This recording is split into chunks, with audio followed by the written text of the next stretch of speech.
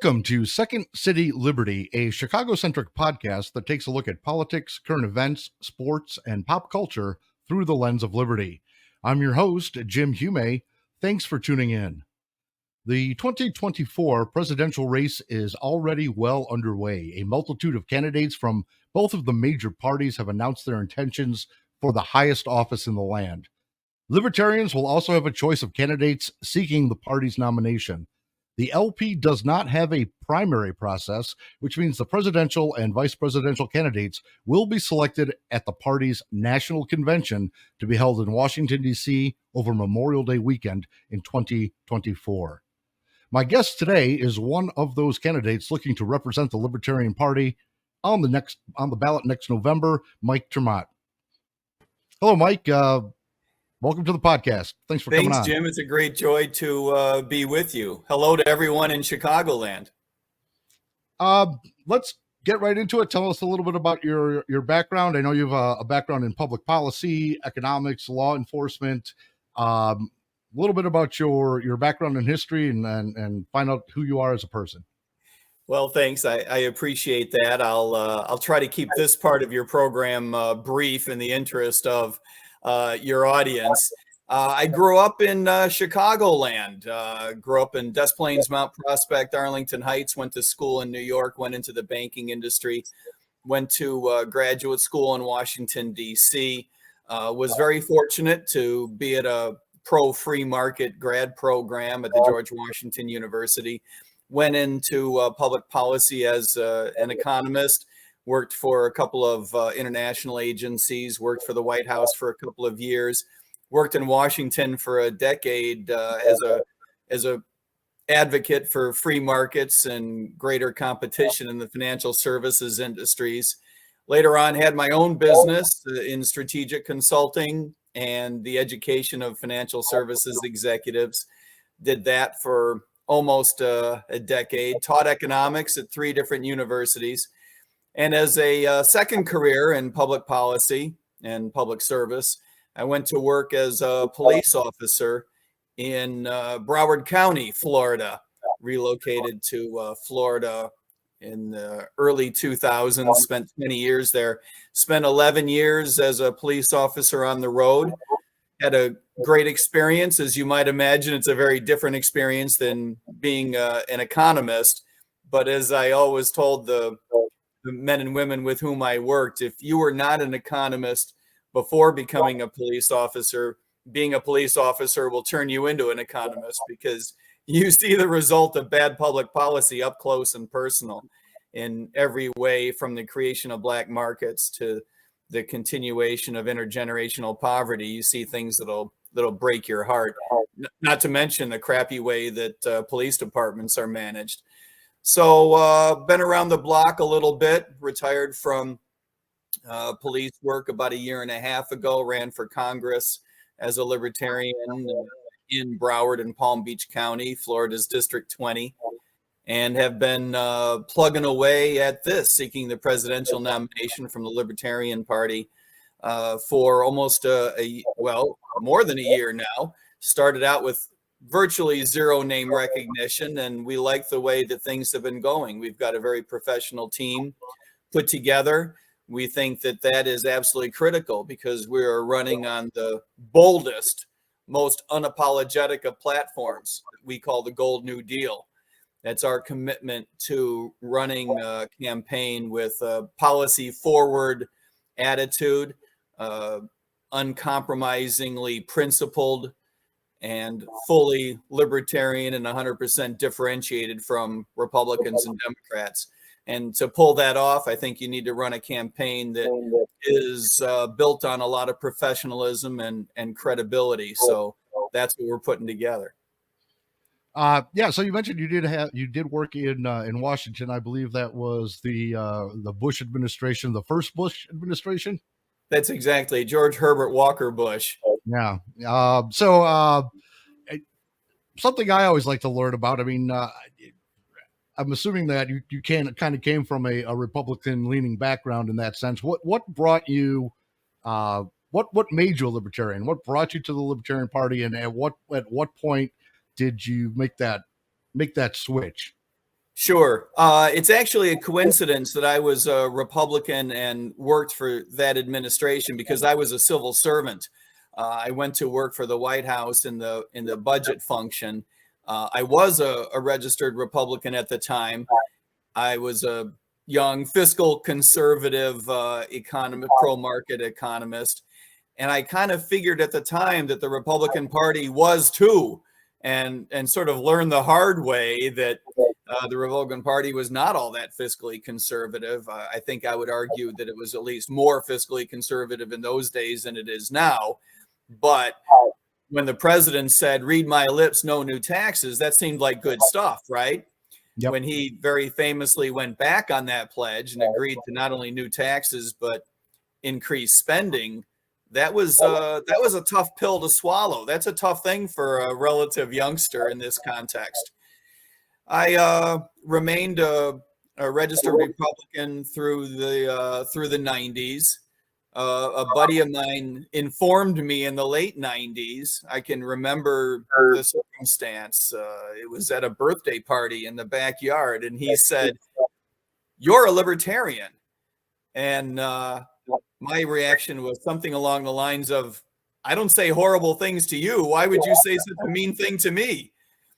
And of course, what he meant was that I didn't seem to have a big interest in the culture wars, which were not in those days what they are these days, but they were certainly launched and off and running. And the Republican Party did have an interest in pursuing public policy that would back up its culture war interests.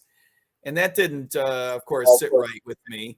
And so in that sense, you're right. I came to the Libertarian Party from what I would call the right-hand side, the side that says the economy and the world work better, work more efficiently when you let people make decisions for themselves. And it wasn't until later, until the 2000s, that I came to the libertarian philosophy from what we might call the left-hand side, which is to say, even if the world did work better, if someone made decisions for you, that's no excuse. That's no ethical reason, right? Right. That the government should have the authority to make decisions for you. We all have the right to pursue happiness according to our own standards, make decisions for ourselves, to pursue whatever lifestyle is going to fit our boat. We should, and make economic decisions for ourselves. We shouldn't have to ask permission from anyone. And those two ideas are slightly different, but highly related. And in that sense, I came to libertarianism from both sides eventually. I didn't become a registered libertarian until about the time I became a police officer in 2010. So I was a cop as a libertarian, which, as you might imagine, leads to some interesting conversations, but it was a great experience.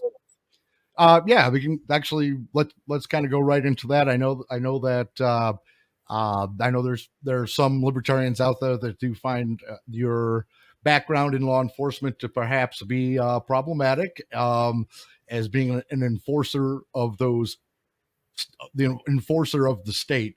How would you kind of address libertarians that have those feelings, or kind of relieve those concerns that some folks might be thinking about?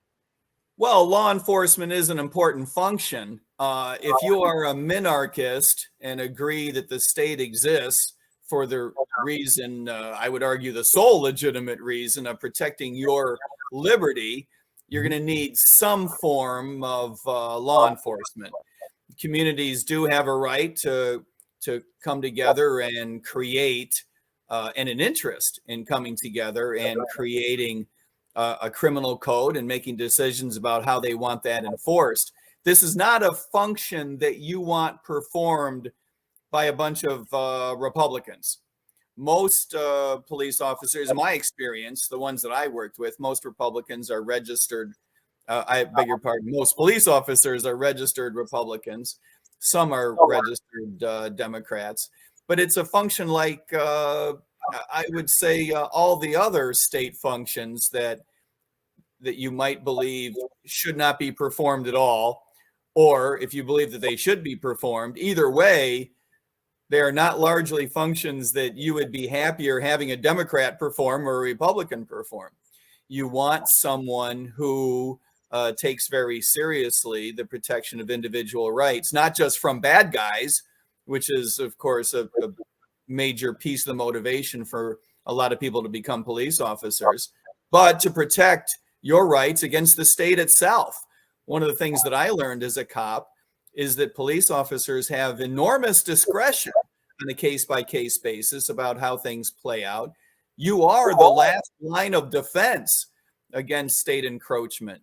And so it's important that you have police officers with the right attitude. As everybody knows, I spend a lot of time talking about criminal justice reform because I think it's an important issue, and because I learned a lot about how our system should be reformed. Not only does that mean ending the war on drugs, which is a huge problem and a huge element of that, but also the extent to which and the ways in which we need to change the way that police departments are managed, the way that police officers are managed. We need greater competition among agencies and for the best police officers. And I think that our communities can do a much, much better job with market forces imposed at aligning police culture with the underlying values of our communities. And I think that libertarians would agree with that attitude. Yeah, absolutely, for sure. I mean, regardless of regardless of who's going to be selecting those you want to be in charge of those folks that are assigned or tasked to defending your rights, for sure, and to kind of leave that into the hands of the state, or even, municipal governments. The further and further it gets away from the individual, I think the less recourse you have. I agree with you. And speaking of recourse, one of the things that we talk about a lot is replacing qualified immunity with a requirement for police officers to carry, preferably in their own responsibility, to carry liability insurance in the private sector, to be privately bonded. Not only because we believe in an outside check on the system from an insurance company, which would be very, very important, but also because the idea that there should be some federal regime in place that says that Americans are not allowed to seek redress in court when they feel like they've been wronged. That's just fundamentally un-American. That's an ethical problem. And so there are ways that we can boost recourse, accountability, boosting competition, and aligning police work with our values.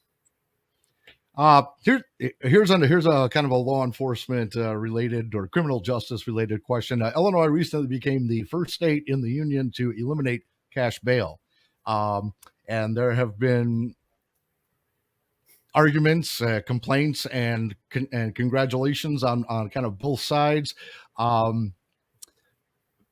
What's your opinion on that, or a good libertarian standpoint on the situation here in Illinois? I think it's yet to play out. I'm sorry to see that the first place that it'll play out is in Illinois, because I think that there are some, shall we say, other issues that are going on at the same time. And so I'm afraid that it's going to be difficult to discern the effects of this particular policy change when we have other things going on that need to be fixed at the same time. Having said that, cash bail is a problem. It's not it's not an ethical way to go to say, well, you need to stay in jail because you don't have the coin, right? That's a fundamental problem. That's a real fundamental American violation of the attitude, I think, that was behind putting our Constitution together. So that I find highly problematic. I would be more optimistic if this were playing out in a place that didn't have other cultural issues going on with regard to law enforcement and the prosecution of crime. Chicago's got its other problems. Yes. Mayor Johnson, for example, is got other challenges on his hands, right? And so what I fear is that if this if we don't quickly see this policy change work out well, it will catch some of the antipathy of Chicagoans in particular, complaining that things are out of control, and this is an element of that. So I worry about that very much. I would rather see this policy put in place someplace else, and for it to have a chance to develop, because it's an institutional level change. It's going to require different ways of doing business, different functionalities of bail bondsmen, different functionalities of the courts to bring people to justice when there's not money involved. It can be done. It absolutely can be done. But in any transition, there are things that don't go perfectly. And Sure. so I worry about the politics of it. Yeah, for sure. I mean, definitely as a libertarian, the whole concept of cash bail is problematic for sure. It's if you have the ability to pay your way out of being held in jail during your trial, then you don't have to, and that is certainly a problem. On the other hand, Yeah. um, what it there you know the problem with violent offenders being out on bail and committing additional crimes happens quite frequently here in Chicago. It's something that is a problem. So Of we'll see course. we'll see how it plays out. There has to be I think there has to be a middle ground, and there has to be some kind of solution that that allows for that. I feel that if you commit another crime or while while out on bail, then that should be it. Or while being released on recognizances, that should be it. That should be your one opportunity. And we'll see how things work out. But Right. I think And I think that there's a private sector role here that in the fullness of time would play out and would develop. Bail bondsmen have a role to play, even if the cash involved, even if the incentive is not coming from the subject, him or herself. And that's an institutional shift that will have to take place over time. I just hope that we have the time for that to happen before there's political recourse. Sure.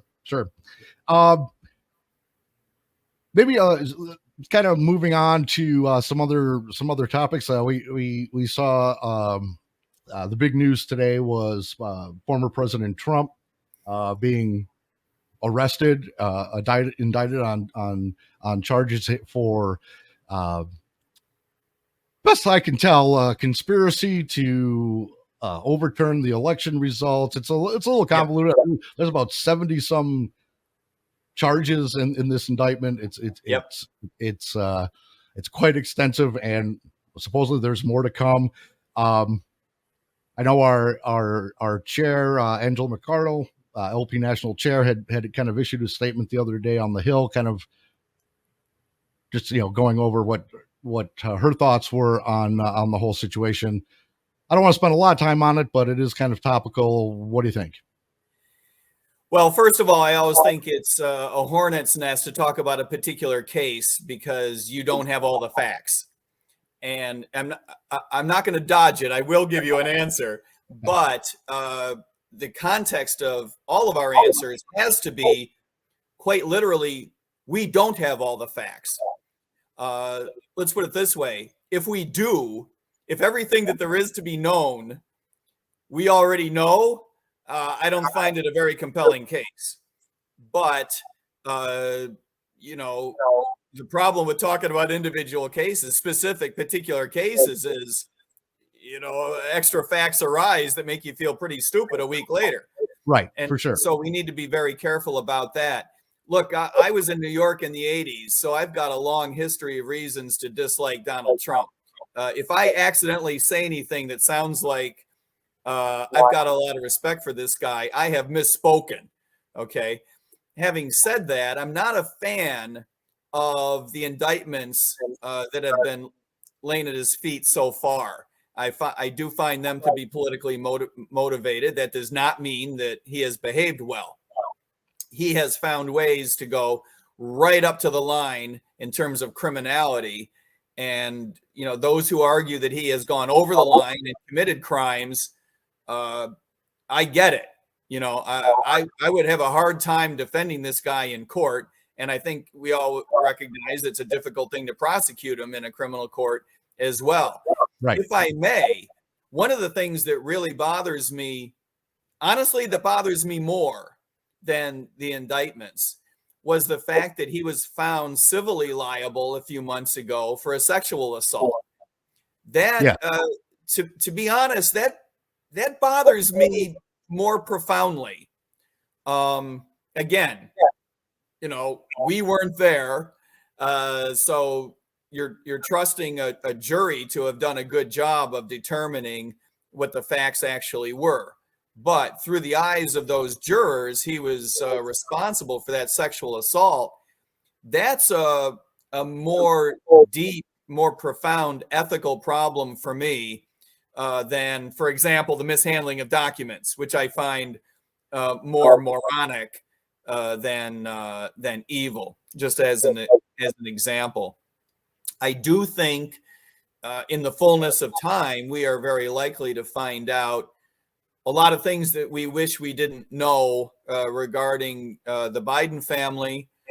And I do worry that we're about to find out things that we wish weren't true about Donald Trump as well. It's a very strange circumstance in that sense. But look, you and I are you've got some gray hair, so do I.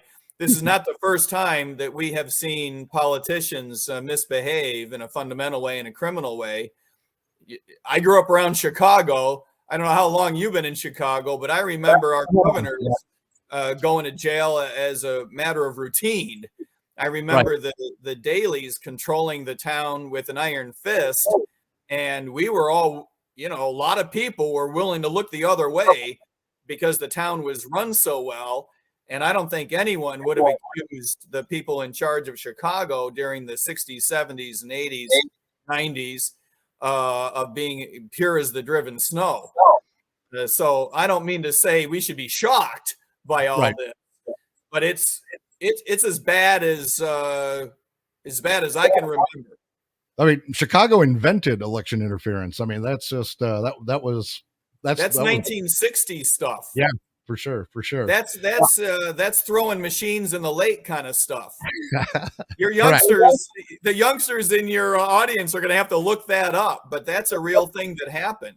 Yeah, that was the voting machines thrown into Lake Michigan during the Kennedy-Nixon election, and votes went missing from certain precincts that they sure did. Republican. And I understand they found quite a few of the machines a couple of decades ago, which is to say a couple of decades too late. The paper, of course, was all destroyed.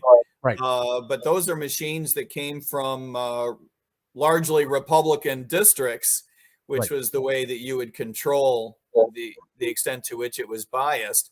And of course, Illinois went for John Kennedy, and the rest is history, as they say. That's right. Continuing down this kind of law enforcement discussion, relating somewhat back to some of the Trump indictments, a lot of the things that have come out with in relation to the investigation into Donald Trump, not only with the election interference, but with the some of the impeachment investigations. It really seems like it's pretty clear the FBI acted in a biased way. The FBI acted in a borderline, if not unconstitutional manner.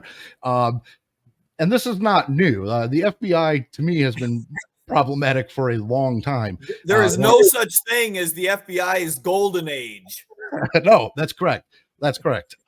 Going back to McCarthyism and spying on anti-war protesters in the 60s, Martin Luther King, Malcolm X.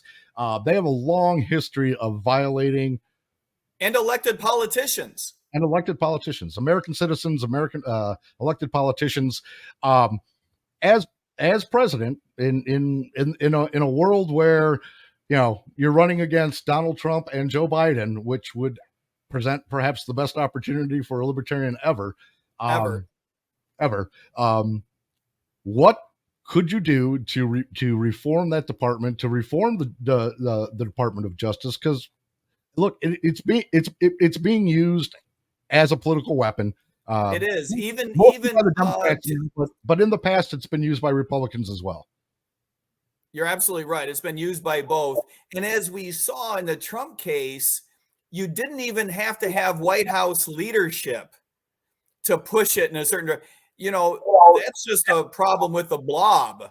There are people inside of that organization from time to time.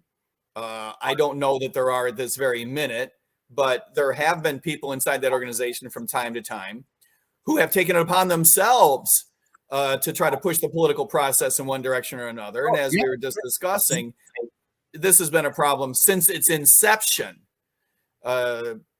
So I would argue, Jim, that replacing leadership doesn't solve the problem.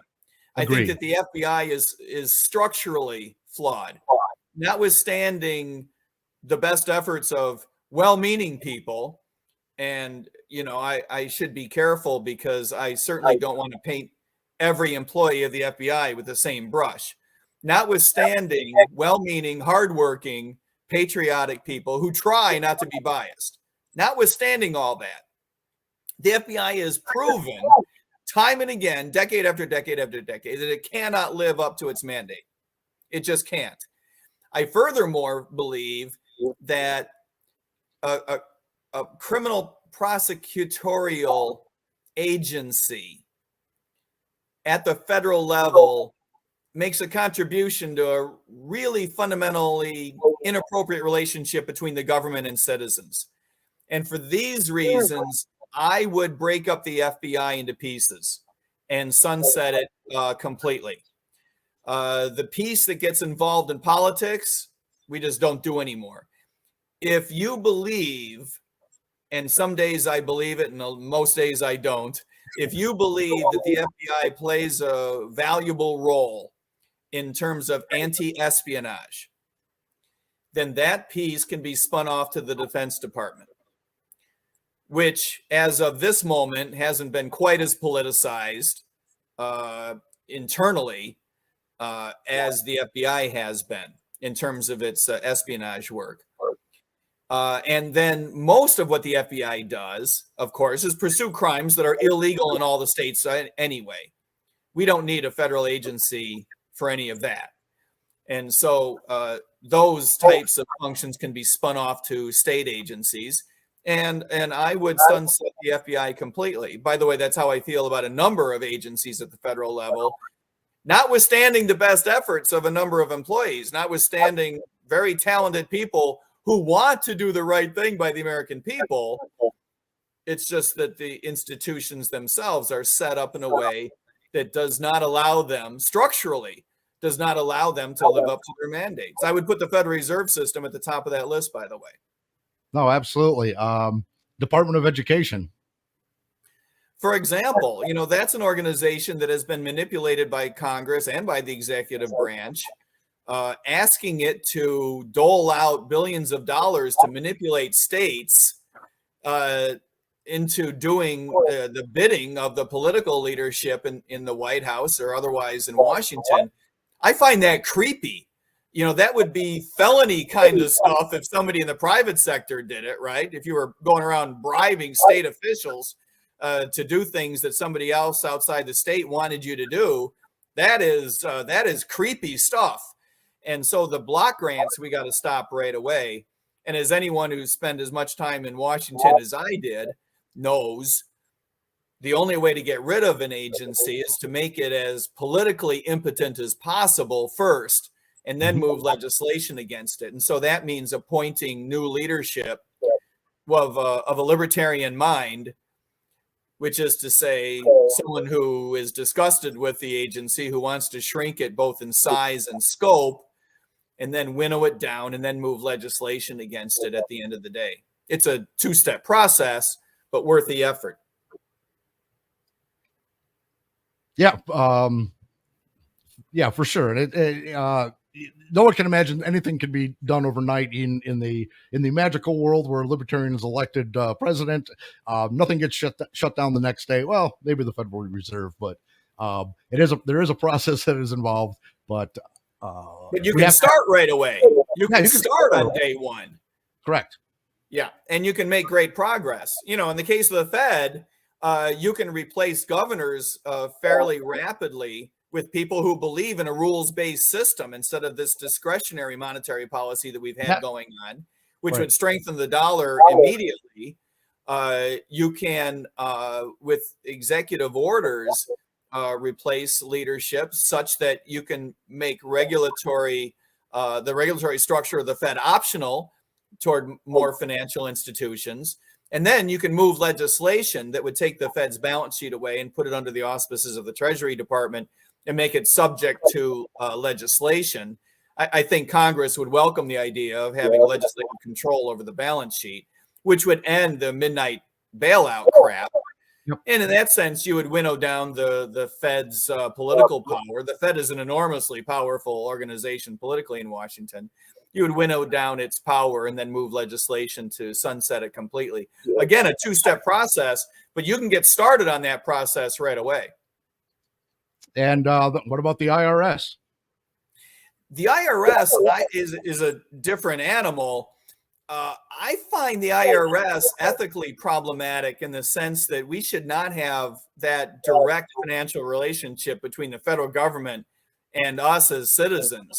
I think to the extent to which we believe that the federal government needs revenue, and we can argue about the extent to which that's true, Right. but to the extent to which you allow the federal government any revenue at all, it should have to go to states to get it, or from user fees. Although I don't want the federal government involved in business that could be handled by the private sector, but nor do I want it levying taxes on transactions. So I think the federal government should be required to go to states to get that money. It should have to convince state legislatures that it's their responsibility to fund the federal government, because states can stand up to the federal government in ways that we can't. Anyone in your audience who's ever been audited, as I have been, knows that's an uncomfortable situation. That's a weird relationship. You are literally presumed guilty until you can prove yourself innocent. Right. That is not a healthy relationship between a national government and its citizens. So let's go and kind of compare your campaign to some of the two other parties right now. Give me three things that we can present to the voters that really separate the libertarians from the Democrats and the Republicans. Three points, maybe real quick, or let's go down the road. Let's find a few things that separate us completely from the two main parties. Yeah, the big picture includes an anti-war position. I believe that the American public is very much more open to an anti-war position than ever before. If you're a peace-loving, prosperity-loving Democrat, your party has left you. And if you believe that too much money gets spent on the Defense Department because you're a fiscal conservative and you're in the Republican Party, your party, that ship sailed 2 decades ago, right? And I think that there are a lot of Americans who recognize that our foreign policy does no longer represent either your interests or your values, does not represent your ethics. And parenthetically, it would be hard to argue that we're even good at it in terms of projecting military power in the interest of the American public. Right. We're good at blowing things up and killing people and taking land and opening seaways. We're good at it tactically. But in terms of accomplishing things that the American public would say was worth it, look, we stink. And I think Americans are more open to that. And so real quick, the other things that immediately come to mind, We're very much pro school choice, which is not a presidential issue, but one on which that we can lead the debate. We're very much pro immigration, which means giving the resources to the border to vet people through more rapidly. When I worked for the White House, we could vet someone into the White House in 90 minutes. So I don't want to hear, I recognize it's apples and oranges, but I don't want to hear it takes years to decide whether or not we're going to trust someone to come in the United States. And this idea of telling them you can come in, but you can't work is bass backwards. I think that's stupid. I would rather a policy that says, welcome to the United States. I'm going to call you in 2 weeks to make sure you have a job. Okay. That makes a lot more sense than you're not allowed to have a job for a couple of what? That's backwards. We want to be recruiting people, not just trying to keep them out, and recruiting people willing to work. So anyway, immigration is another one. On the economic front, I do believe economic issues are very likely to rise to the fore, as they so often do in that final year, right? We may have a recession. I think that the Libertarian Party is going to be able to make a strong case that we're the only party you can trust when it comes to beating inflation. Other parties not only have had the opportunity to stop the Fed, they've had the obligation, and they've screwed it up. We're the ones that understand inflation. It is the result of bad public policy. We're also the only party that you can trust when it comes to limiting the expansion of the federal government in size and scope. The debt crisis, the idea that the debt was recently downgraded, that's not because of only Republicans. That's not because of only Democrats. That is literally because those two idiots can't get along. That is literally because of the rising authoritarianism in terms of each one believing that its number one objective is to keep the other one out of power. That is a direct result of the duopoly. And the only way that you can trust an economy to work better is to limit their power, let people make decisions for themselves, let investors make decisions for themselves, let the labor market work. You cannot trust a government that shuts down part of your economy, tells you can't go to work because of COVID. That, never mind that it proved to be stupid. I'll give you stupid if you give me ethical. It was not ethical. The government did not have the power. The fact that it turned out to be stupid is just frosting on the evil cake. Like I said, I can stand stupid more than I can stand unethical. You cannot trust a government that tells you can't go to work. You cannot trust a government that tells you that you have to have a shot or you're going to lose your job. The fact that that turned out to be stupid, again, that's just frosting on the evil cake. That was a bad decision from the standpoint of government authority. And you know what I worry about, Jim? The COVID regime, the virus might be largely behind us, but the attitude of the government that says we've learned how to control people now, that has massive implications for the future. When you think about people worrying about climate change, for example, however you feel about climate change, you do not want a Republican or a Democrat in office when people get it in their head that we need to do something about it. To the extent to which anyone in the United States needs to do something about rising temperatures, you want the private sector to be able to allocate resources effectively and efficiently and in a way that addresses the problem, not a politician. And so in that sense, I wouldn't trust anyone but a libertarian to be in the White House when people get it in their head that, we need to react to rising temperatures, because that is a private sector resource allocation problem all day long. That's what worries me about the people that brought you COVID shutdowns and vaccine mandates. Yeah, I mean, it seemed to me that it was a test run, right? And the number of people that really fell in line was kind of shocking to me. It really, to me, that's what kind of put that was my final push from, being a libertarian to getting more towards that minarchist, anarchist type of feeling is, yeah, I honestly in my lifetime I never would have believed I would have seen what we witnessed during there, and it it it's Amazing. amazing, and Amazing. it's going to happen again, and especially the number of people that really, now that it's behind us, they so many people won't even admit, yeah, that was a mistake. Some have, but most have not. And And that itself is a real problem. The other thing that so many of these things bother me about that chapter, and we probably shouldn't spend your entire show on it, but uh, one of the things that bothers me is the Libertarian Party missed a huge opportunity to make hay out of this in the 2020 cycle. so Uh, much. I find that wholly frustrating. I also find it a shame that I feel like maybe some people in our party missed that opportunity because we didn't draw a great enough distinction between anti-vax and anti-mandate. In other words, I appreciate that some people were wanting to be careful not to be positioned as anti-vaccine. Mm-hmm. I get that. And, for some people in certain categories, you do you, right? Talk to your doctor, get all the data you can, do whatever you got to do. If the vaccine is right for you, I'm no biologist, I'm no doctor, I'm not criticizing anybody. You do you.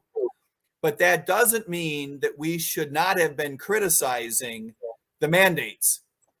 Yes. And we should have been very vociferous. We should have been very, very loud about those mandates. The other thing that I believe needs to be said is that we in this country need to be good at separating, as we are good at separating church and state, we need to get that good at separating science and state. We need to recognize that the government is not an appropriate actor when it comes to disseminating information about science, sponsoring science, controlling science, funding research. Government officials taking royalties. Mm-hmm. What? How many of us did not know? I did not until a few years ago. I was not aware of that. That people like Anthony Fauci were taking money because of vaccine development. Wow, that is wholly inappropriate. I don't know how you do that without raising your hand saying, I recognize I'm getting kickbacks here and I appreciate it, but this is not a good system. We need the government out of that. However you feel about the vaccines, right? Mm. And, if you've got a pre-existing condition, if you're a certain age, I had this discussion with my doctor. I've got certain characteristics in my background that changed, how I felt about certain vaccines versus others and that sort of thing. And of course, your age matters. All of these things you need to take into consideration. I'm not criticizing anyone who decides they should or should not take the vaccine. I'm just saying I don't like it when the federal government presumes to itself the authority to control the information in an effort to manipulate what I'm going to do. That's a decision for my wife to make. She tells me whether I'm going to, do one thing or another. Not the Democratic Party, the Republican Party, or some member of the blob. Yeah. Like I said, the whole mandate business, the whole masks, vaccine, that was just so over the top. Yeah. Oh, masks. Oy. Yeah. And lying to us about masks. Right. How low has your life come if you're lying to people about masks? Right. I mean, really? That is low. I mean, that's what makes me feel that it was all part of a design, or not planned, but they waiting for the opportunity to kind of implement this strategy, right? And here the opportunity presented itself, and off they went. But anyway, moving on. it's got to bring things back here to speak to some of the libertarians in the audience. Um, to me, the most important thing that our presidential candidate is going to accomplish is to be a spokesperson for the party, to be a spokesperson for the philosophy, and to be a spokesperson for the liberty movement. Uh, Tell me how you're going to go. How you're the nominee. You're representing the LP after our convention next May. Uh, what is your strategy? What is your plan to get that message out uh, to the voters that are thinking about who they want Yep. for the next president? Yeah, I appreciate that. There's a couple of different answers to that. One is an attitude change relative to things that we've done in the past, and past presidential, past national campaigns led by the Libertarian Party. And one is sort of a tactical or strategic change. The campaign that I'm putting together really is nothing like the campaigns that we've had represent us in the past, not just because I have a background with a couple of different careers in public policy and public service. But the reason that that is so important is because we're running on a platform that is so policy forward.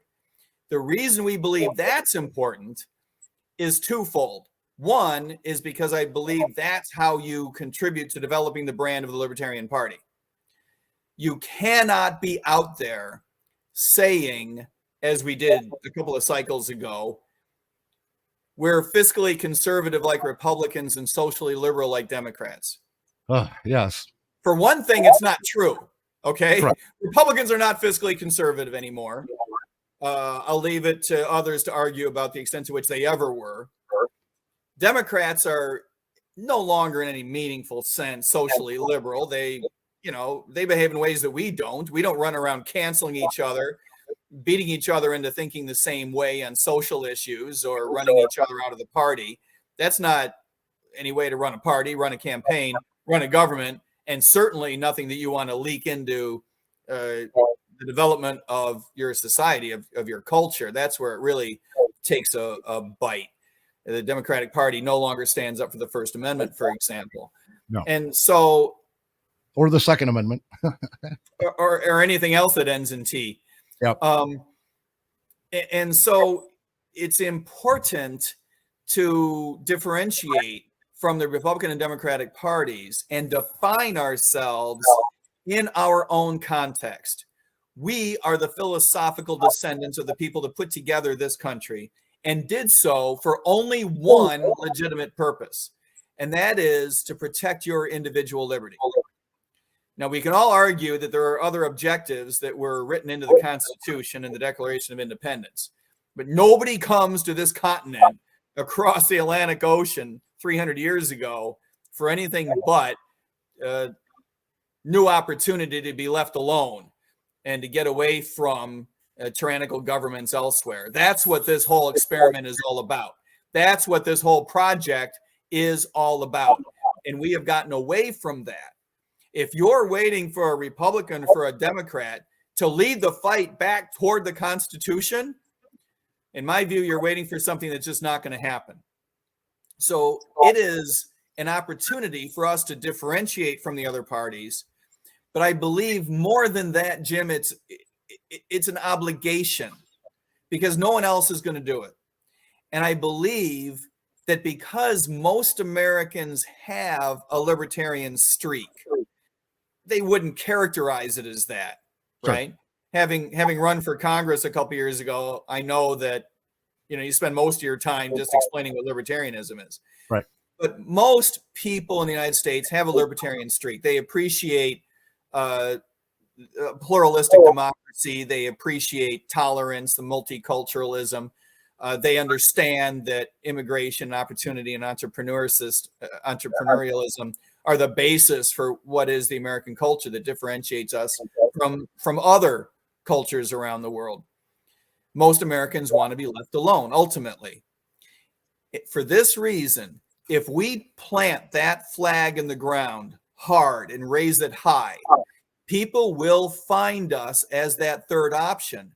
But if we define ourselves in the context of the other parties, if we seek common ground with Republican politicians and Democratic politicians, we're shooting ourselves in the foot. It is our job to seek common ground with their voters, not with their politicians. And remember, we're not seeking 100%. We're not even looking for 50%. Remember, in a three-way race, for goodness sake, 37% wins. Yep. So, we're looking initially for double digits. Gary Johnson made it to double digits. The reason, in my view, his campaign fell apart was not because he forgot the name of a town in Syria. The reason his campaign fell apart is because when he did make that mistake, he had not given enough people enough reason to stick with him, to rally around him. Right. Contrast that with Donald Trump, of whom you and I were speaking earlier, who famously said, and I'll get the quote wrong, but paraphrasing, he felt like he could go on to Fifth Avenue and shoot someone without losing a great deal of support. Yes. I'm not suggesting that we want to be like Donald Trump in any way, shape, or form, but he was right.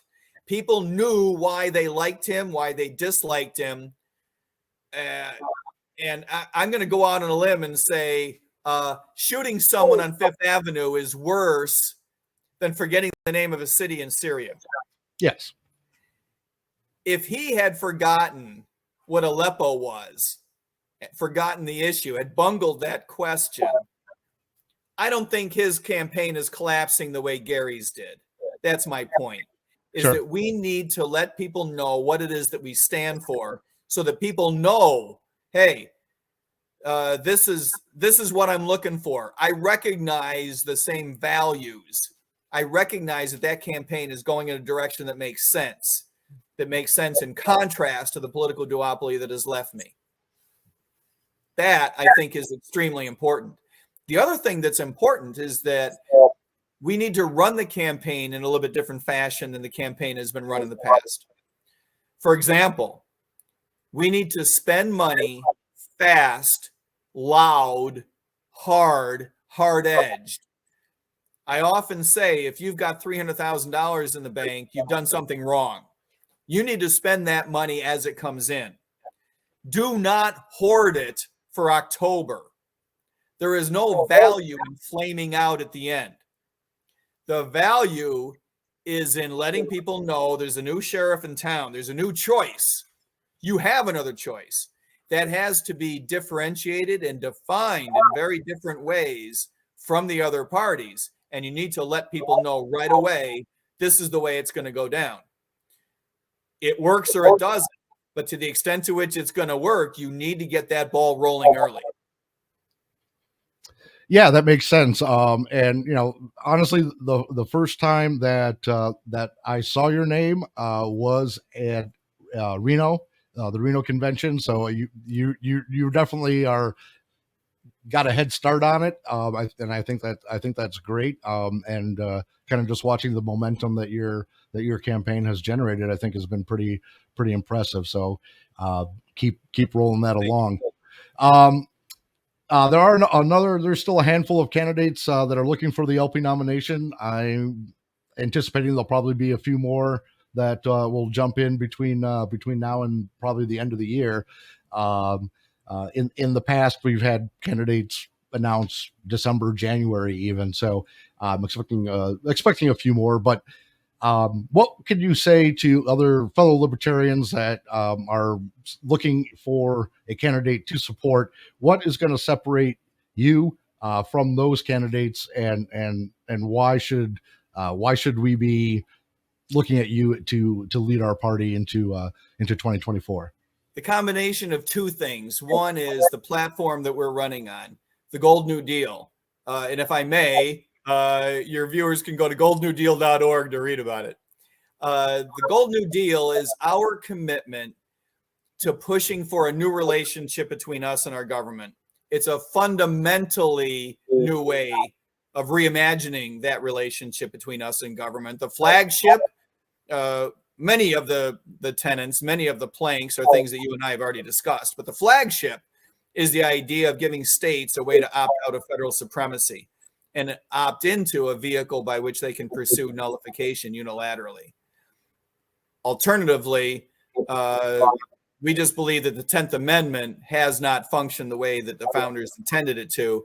This is our way of shoring up that attitude, because we think that the relationship between the federal government and states, not to mention federal government and citizens, but the relationship between the federal government and states has gone off the rails. And so the Gold New Deal is our pledge, our commitment to a platform that we will not, indeed cannot, back down from. The reason it has its own brand, its own name, its own URL is because that is our pledge that we cannot, will not, would not, should not, could not back down from the most transformative ideas in our platform.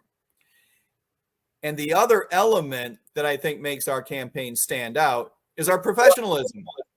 We already have 14 people on our paid staff, lightly paid. Let's not get carried away, right? Lightly paid, wonderful people. In addition to that, we've got a dozen people on our advisory committee. We've got dozens more volunteers beyond that. So it's a fairly good sized team already. So we're going to be very, very ready to go. By May, we'll be very ready to go, right? Because here it is August only, and we've already got a good sized team in place, combined with my own background in public service and public policy, because the American public expects that.